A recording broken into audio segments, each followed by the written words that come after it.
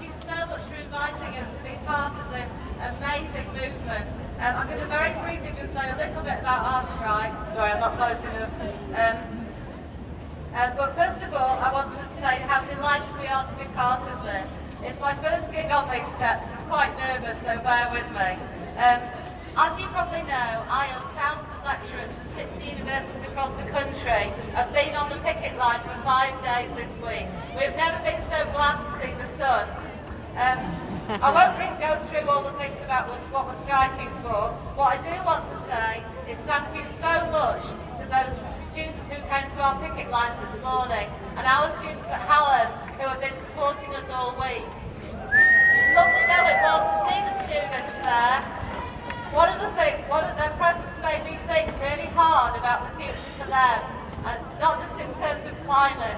The lessons they are learning on the picket lines will be the things that help them to navigate the precarious, unequal and unfair world of work. This is what we've been striking about. My union, the UCU, as a progressive liberal organisation, has of course had a green agenda explicitly for around the last 10 years. They focus on workplace, they focus on curriculum, but this is not enough. No organisation by itself, or even as a part of a sector, can make the change that we need to achieve the changes for the climate. We can all contribute, individuals can contribute, but the current approach of our government is to cajole, to guilt trip, to incentivise individuals and organisations. The organisations receive tips, they receive awards, but they don't achieve real change. I'm from a public health background, and we know that telling people not to do things, telling people to do things, simply can't work unless we have a framework around us which enables us to make these choices. Transport is a clear example. When I came to Sheffield many years ago, during the miners' strike in fact, we had the lowest car ownership and the cheapest and most coherent and comprehensive public transport system in this city. Now it's cheaper for me to park in John Lewis for 3 hours than it is to get the bus. The reason for this, of course, is the deregulation and privatisation in our transport system. Our transport system is key to an environmentally friendly economy. The marketisation of transport is in common with the marketisation of higher education. It's commodified us all. It's socially excluded the poorest and most vulnerable, and it's created a market that only profits shareholders and does not respond to needs.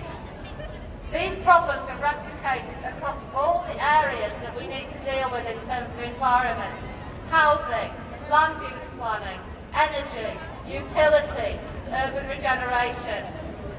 We must elect a government which will take control of these areas, which will kick the market out of transport, out of health, out of energy, out of utilities and out of housing. How, for example, are we allowing houses to be built that don't have environmentally sustainable standards? How are we allowing a government to take away subsidies for electric cars?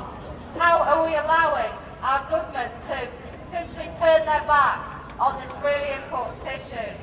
The Labour Party offers much of this, but it must go further. It is offering to do various things for us around housing, around transport. This is really welcome, but what we really need, we need more regional and local control. We need the local authorities back in charge.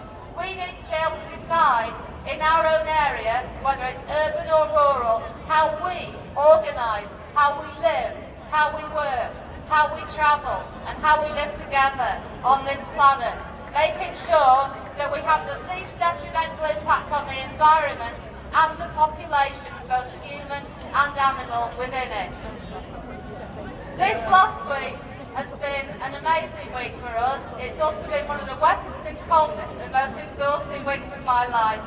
I don't want to say anymore because I want to give this over to the students. I was told to keep it short and I am going to.